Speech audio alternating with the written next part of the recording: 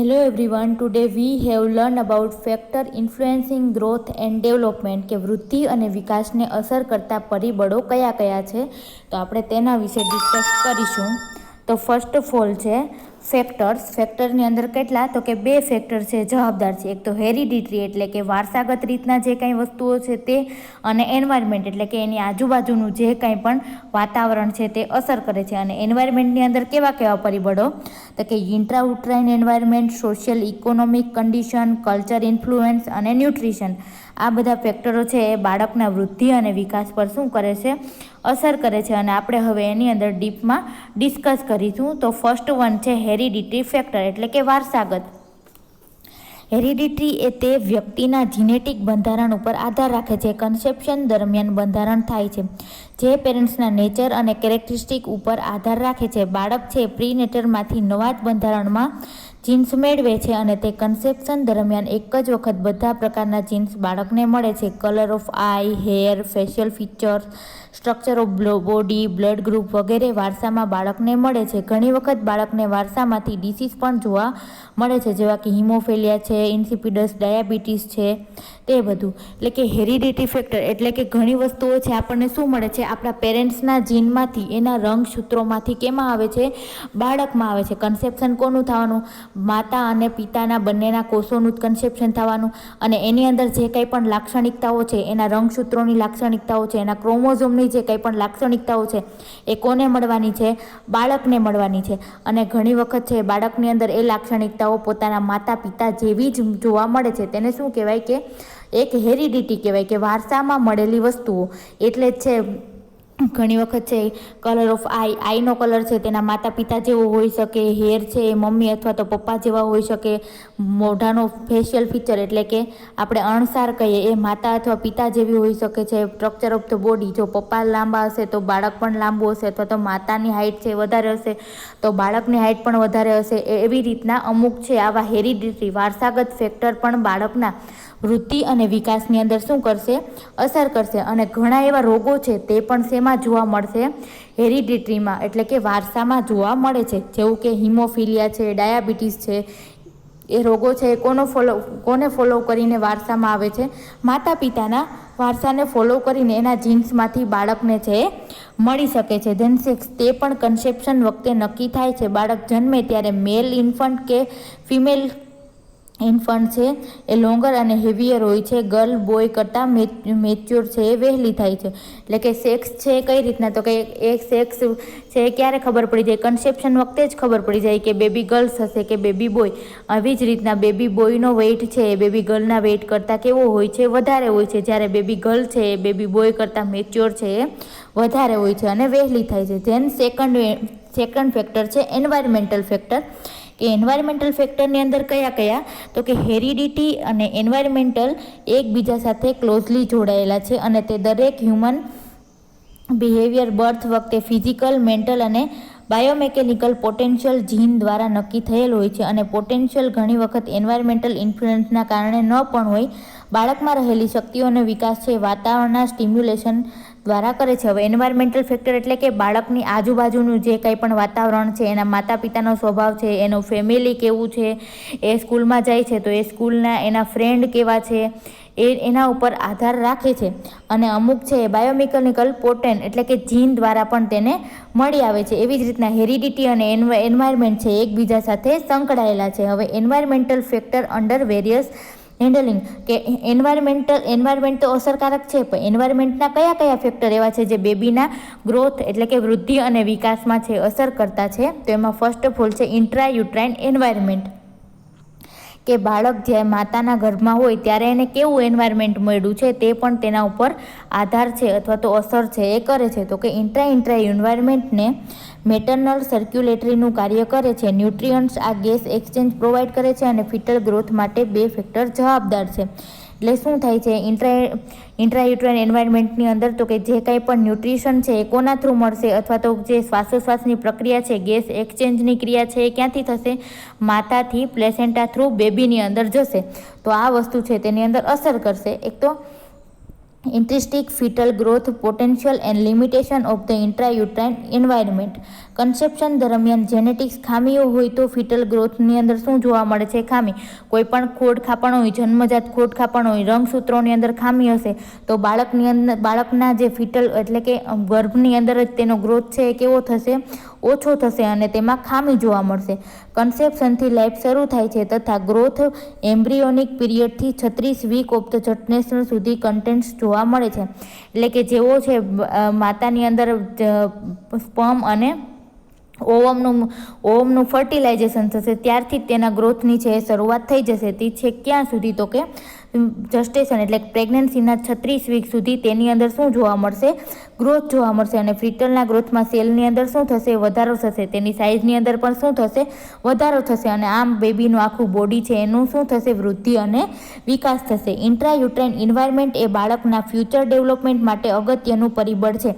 ઇન્ટ્રાયુટ્રાઇન environment છે એ બાળક જ્યારે જન્મે ત્યારનું શું છે? એક ફ્યુચરનું અગત્યનું પરિબળ છે. જો બાળક છે એ ગર્ભમાં હોય ત્યારે જ તેનું ડેવલપમેન્ટ સારી રીતના ના થાય, ન્યુટ્રિશન છે એ સારી રીતના ના મળે તો બાળકનું બહાર આવ્યા પછી બર્થ પછીનું ડેવલપમેન્ટ પણ કેવું થશે? એકદમ ધીમું થશે. એટલે તેની ઉપર શું કરે છે? અસર કરશે.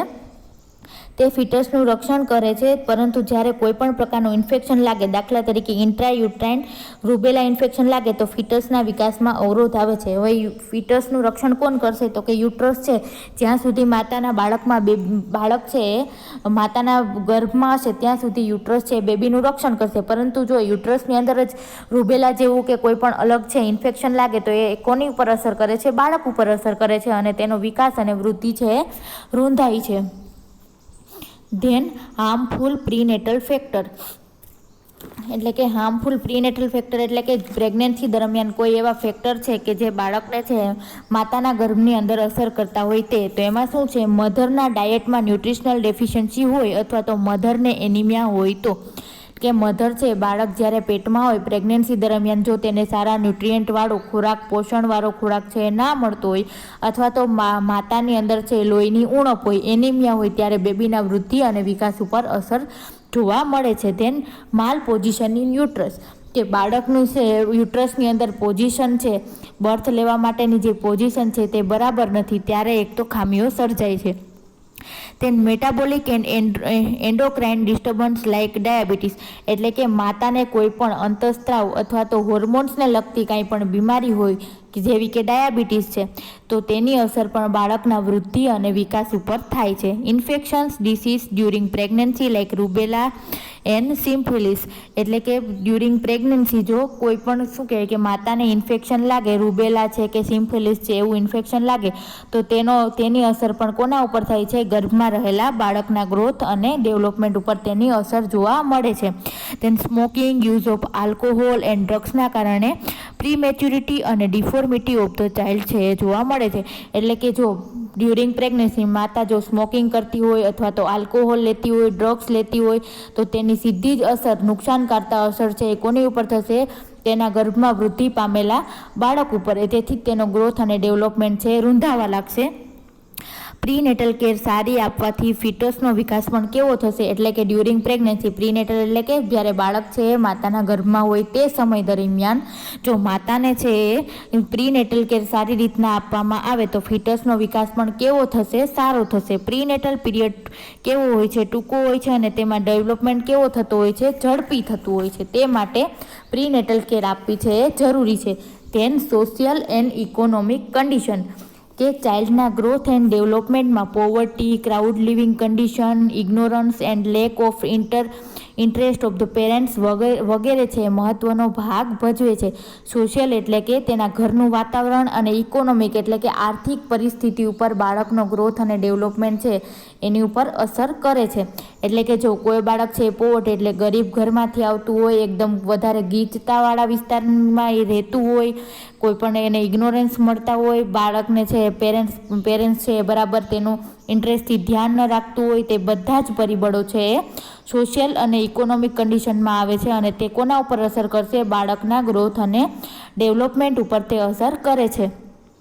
ઘણી વખત ઇનએડિક્વેટ ડાયટ એટલે જો પૂરતા પ્રમાણમાં તેને ખોરાક ના મળે કે પૂરતા પ્રમાણમાં સનલાઇટ ના મળતી હોય તો પેરેન્ટ્સનું બાળક પ્રત્યેનું એક તો સુપરવિઝન એટલે કે એ ધ્યાન ન રાખતા હોય, તેની કાળજી ન રાખતા હોય વગેરે પણ એક અગત્યનો ભાગ ભજવે છે. WHOના સર્વે મુજબ જો ફિમેલ છે લિટરસી એટલે કે ભણેલી હશે તો IMR છે ઓછો જોવા મળે છે, એટલે કે ઇન્ફન્ટ મોર્ટાલિટી અથવા તો મોર્બિડિટી રેટ છે એ કેવો જોવા મળશે, ઓછો જોવા મળશે. જો છે એની માતા છે એ ભણેલી હશે અને એને પૂરતા પ્રમાણમાં ડાયટ વિશેનું નોલેજ હશે, બેબીની કઈ રીતના કેર રાખવી તે સમજી શકતી હશે તો IMR રેટ છે એ કેવો જોવા મળે છે, ઓછો જોવા મળે છે. અને આમ સોશિયલ એન્ડ ઇકોનોમિક કન્ડિશન છે એ બાળકના વૃદ્ધિ અને વિકાસ ઉપર અસર કરતું એક પરિબળ છે.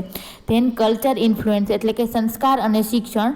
કલ્ચર એ બાળકના વિકાસમાં પણ અગત્યનો ભાગ ભજવે છે. કલ્ચરલ ગ્રુપ કોમ્યુનિટીમાં હશે તો તે ફિમેલ ચિલ્ડ્રન અને વુમનની કેર લેશે. એટલે કે જો કલ્ચર એટલે કે ઘણી વખત બધી જ જે કોમ્યુનિટી છે, અલગ અલગ કાસ્ટ છે, અલગ અલગ વિસ્તાર છે, તેની અંદર કલ્ચર કેવા હશે, અલગ અલગ હશે, બરાબર. તો એ પણ શું કરશે, બધા ઉપર અસર કરશે. અમુક કલ્ચરમાં છે અમુક વસ્તુઓ છે કે જેમાંથી પ્રોટીન સારી રીતના મળી રહેતું હશે, પરંતુ એના કલ્ચરમાં એવું માનવામાં આવતું હશે કે એ વસ્તુ ના ખવાય.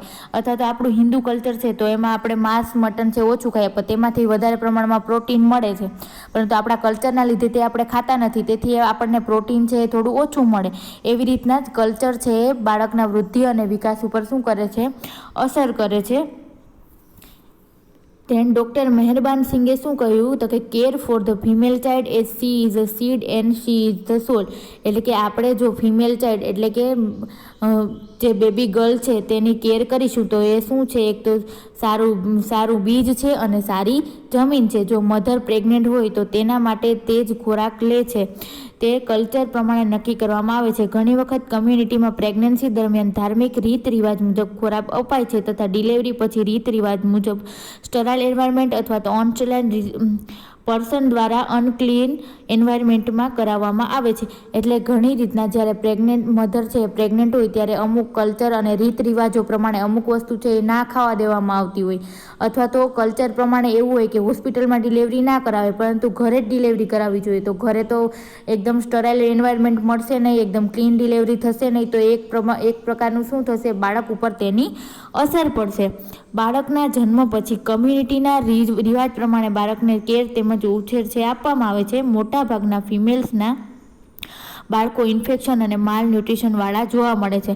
જો આવી બધી માન્યતા અને રીત રિવાજને ફોલો કરતી કમ્યુનિટીમાં જો પ્રેગ્નેન્ટ મધરની કેર લેવામાં આવે તો તેની અંદર શું જોવા મળે છે તો કે એક તો ઇન્ફેક્શન, એના બાળકની અંદર ઇન્ફેક્શન જોવા મળે છે અને માલ ન્યુટ્રિશન છે એ વધારે પ્રમાણમાં જોવા મળે છે. જો વુમન છે લિટરેટ એટલે કે ભણેલી હશે તો તેના બાળકને સર્વાઈવલ થવાનો ચાન્સ છે એ ઓછો મળશે, અને જો માતા છે એ જ અભણ હશે, એ જ અજ્ઞાન હશે તો આ બધા રીત રિવાજમાં તે ગૂંચવાશે અને તેનો બાળકનો ઉછેર છે એ સારી રીતના કરી શકશે નહીં. આવી રીતના છે કલ્ચર ઇન્ફ્લુઅન્સ એ છે કલ્ચર અથવા તો રીતિ રિવાજો છે એ બાળકના વૃદ્ધિ અને વિકાસને શું કરશે, અસર કરતા પરિબળો છે.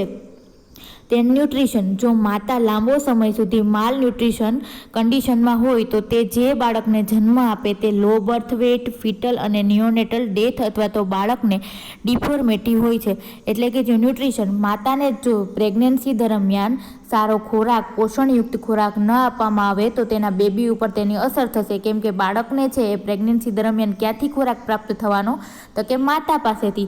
જો માતાને જ પૂરતા પ્રમાણમાં ખોરાક છે અથવા તો પોષણયુક્ત ખોરાક ના મળ્યો હોય તો બેબીનો વેઇટ પણ કેવો થશે, લો.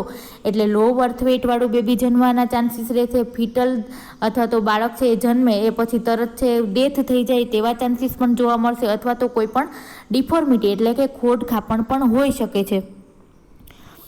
માટે જ મોટાભાગે એડોલેસન્ટ ગર્લમાં પણ ડાયટ પોરેસ્ટ હોય છે. એટલે કે જે ગર્લ છે એ 13 વર્ષની થાય, એડોલેસન્ટ થાય ત્યારે તેની અંદર શું જોવા મળશે, પૂર ડાયટ છે એ જોવા મળે છે અને પ્રોપર ડાયટ છે એ મળતો નથી, જેથી તે શરીરે કેવી હશે, પાતળી જોવા મળે છે. મોટાભાગે અર્લી મેરેજ છે વધુ જોવા મળે છે તથા યંગ મધરમાં માલ ન્યુટ્રિશનનું પ્રમાણ છે કેવું હશે, મેરેજ જેમ અર્લી થશે તેમ મધર પણ અર્લી બનવાની.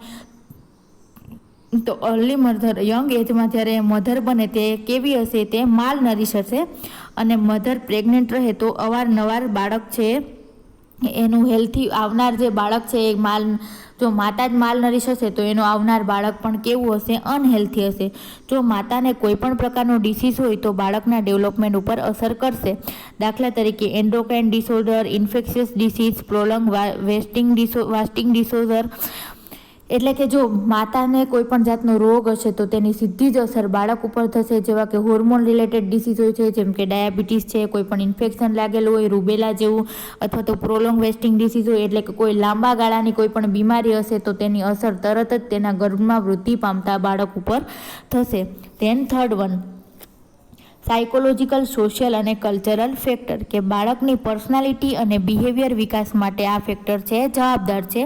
વારસાગત બંધારણ જે ચોક્કસ હોય છે પરંતુ તેનો હિસ્સો મર્યાદિત છે, એટલા માટે ઇનબોર્ન કેપેસિટી એન્વાયરમેન્ટલ ફેક્ટર દ્વારા સ્ટિમ્યુલેટ થાય છે. સારા બિયારણને પુઅર સોઇલમાં વાવેતર કરવાથી તેનો વિકાસ થતો નથી. ડેવલપિંગ દેશમાં બાળકનો વૃદ્ધિ અને વિકાસ છે વ્યવસ્થિત હોતો નથી, કારણ કે દેશમાં દુષ્કાળ અને વરસાદની તંગીના કારણે લિવિંગ કન્ડિશન પૂર હોવાના કારણે ફિઝિકલ કન્ડિશન અને કેપેબિલિટી ઉપર અસર થાય છે. એટલે કે સાયકોલોજીકલ, સોશિયલ અને કલ્ચરલ ફેક્ટર. સાયકોલોજીકલ એટલે કે એ માનસિક રીતના, સોશિયલ એટલે કે સામાજિક રીતના, અને કલ્ચરલ એટલે કે જે તેનું કલ્ચર એટલે કે સાંસ્કૃતિક ફેક્ટર છે તેની ઉપર અસર, આ ત્રણેય ફેક્ટર છે તેની ઉપર અસર કરે છે. સોશિયલ ફેક્ટર જે વારસાગત રીતના અસર કરે છે, તેનું સાયકોલોજીકલ ફેક્ટર છે તેની અંદર પણ વારસો છે એ અસર કરે છે, હેરિડિટી છે એ અસર કરે છે. અને પુઅર સોલ એટલે કે જો બીજ છે એ સારું હશે પરંતુ જમીન જ ખરાબ હશે તો પણ તેના વૃદ્ધિ અને વિકાસ ઉપર શું જોવા મળે છે? અસર જોવા મળે છે. આ રીતના જે દેશ છે વિકાસશીલ છે તેની અંદર હજુ પણ એટલા બધા ક્રાઇસિસ કે પ્રોબ્લેમ હોય છે જેથી બાળકનો વૃદ્ધિ અને વિકાસ છે એ સારી રીતના થઈ શકતો નથી. Then developmental stage and aspect or childhood development, કે ડેવલપમેન્ટના સ્ટેજ આપેલા છે અલગ અલગ, કે કઈ રીતના બાળકનું છે એ ડેવલપમેન્ટ થાય છે તેના સ્ટેજ આપેલા છે. એની આખી શું હોય છે? એક સાયકલ હોય છે. તો આપણે તેની અંદર ડિસ્કસ કરીશું. ગ્રોથ એન્ડ ડેવલપમેન્ટનો પીરિયડ છે થ્રુ આઉટ લાઈફ સાયકલ જોવા મળે છે. એટલે કે ગ્રોથ અને ડેવલપમેન્ટ છે આપણી જેટલી આપણે જન્મથી ડેથ સુધી આપણે જ્યાં સુધી લાઈફ જીવીએ એવી જ રીતના છે એ જોવા મળે છે. તો પણ કન્સેપ્શનથી એડોલેશન્ટના અંત સુધીમાં પ્રાયોર સુધી પ્રિન્સિપાલ ચેન્જીસ ગ્રોથ એન્ડ ડેવલપમેન્ટના સ્ટેજનું જ્ઞાન જરૂરી છે. તે નર્સ માટે જ્યારે નર્સિંગ કેર બાળકને આપે ત્યારે ઉપયોગી બને છે. વધારે પડતું ડેવલપમેન્ટ ક્યારે થશે? કન્સેપ્શનથી એડોલેશન્ટની એજ સુધીમાં તેનું ડેવલપમેન્ટ જે 18થી 20ની એજ સુધીમાં મોસ્ટલી ડેવલપમેન્ટ છે થઈ ગયું હશે, પરંતુ ગ્રોથ અને ડેવલપમેન્ટનું જ્ઞાન હોવું નર્સને જરૂરી છે અને તે છે એ બાળકનો વિકાસ છે એ નોંધવા માટે ઉપયોગી બને છે. તો ડેવલપમેન્ટ પીરિયડના અલગ અલગ છે સ્ટેજ આપેલા છે. એમાં પ્રથમ સ્ટેજ છે પ્રીનેટલ પીરિયડ, કન્સેપ્શન ટુ બર્થ. કે પ્રીનેટલ પીરિયડ કોને કહેવાય? તો કે કન્સેપ્શન ટુ બર્થ એટલે કે પ્રીનેટલ પીરિયડ એને કહેવાય જ્યારથી બાળકનું છે એ ગર્ભાશયની અંદર કન્સેપ્શન થાય અને એનો બર્થ થઈ જાય ત્યાં સુધીના પીરિયડને પ્રીનેટલ પીરિયડ કહેવાય. એમાં સૌથી પહેલું છે ઓવમ. ઓવમ ક્યારે કહેવાય? તો કે 0થી 14 ડે આફ્ટર ધ કન્સેપ્શન, એટલે કે બેબીનું જ્યારે કન્સેપ્ટ થઈ જાય, બેબી છે ગર્ભમાં રહી જાય ત્યારથી 14 દિવસ સુધીનું જે કાંઈ પણ ભાગ હોય એને શું કહેવાય? ઓવમ કહેવાય. ધેન એમ્બ્રિયો કોને કહેવાય? તો કે 14 ડેથી 8 વીક જે કન્સેપ્શન થયું છે જે બીજનું એનો 14મા દિવસથી 8 વીક સુધીના સમયગાળાને શું કહેવાય?